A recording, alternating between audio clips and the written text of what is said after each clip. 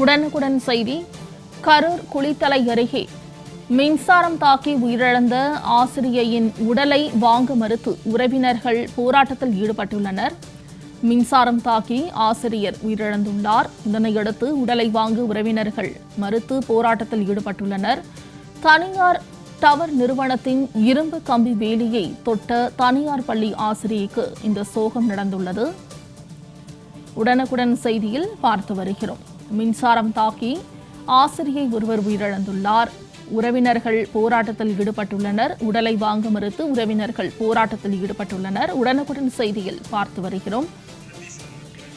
கூடுதல் தகவல்களை கரூரில் இருந்து செய்தியாளர் சதீஷ்குமார் வழங்க கேட்கலாம். சதீஷ்குமார், மின்சாரம் தாக்கி ஆசிரியை ஒருவர் உயிரிழந்துள்ளார். இதனையடுத்து உடலை வாங்க மறுத்து உறவினர்கள் போராட்டத்தில் ஈடுபட்டிருக்கிறாங்க. முழு விவரங்கள் என்ன பதிவு செய்யலாம்?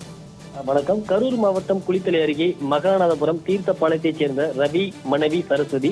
இவர் மாயனில் உள்ள டான்சம் பள்ளியில் ஆசிரியர் பணிபுரிந்து வருகிறார்.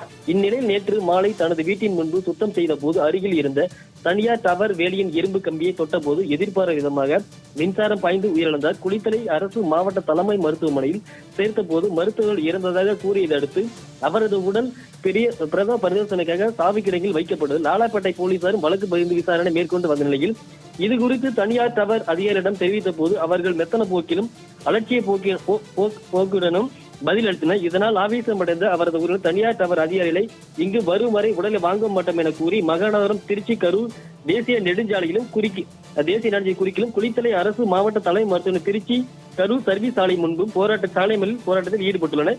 இது குறித்து தகவல் அறிந்த குளித்தலை டிஎஸ்பி மருத்துவமனை போராட்டத்தில் அமைதி பேச்சுவார்த்தை நடத்தி ஈடுபட்ட முயன்ற போது இது குறித்து இரு தரப்பில் வாக்குமூலம் ஏற்பட்டு தனியார் டவர் அதிகாரிகள் அழைத்து விசாரணை மேற்கொள்வதற்காக கூறியதை அடுத்து அவர்கள் போராட்டத்தை கைவிட்டு கலைந்து சென்றனர். சதீஷ்குமார், தகவல்களுக்கு நன்றி.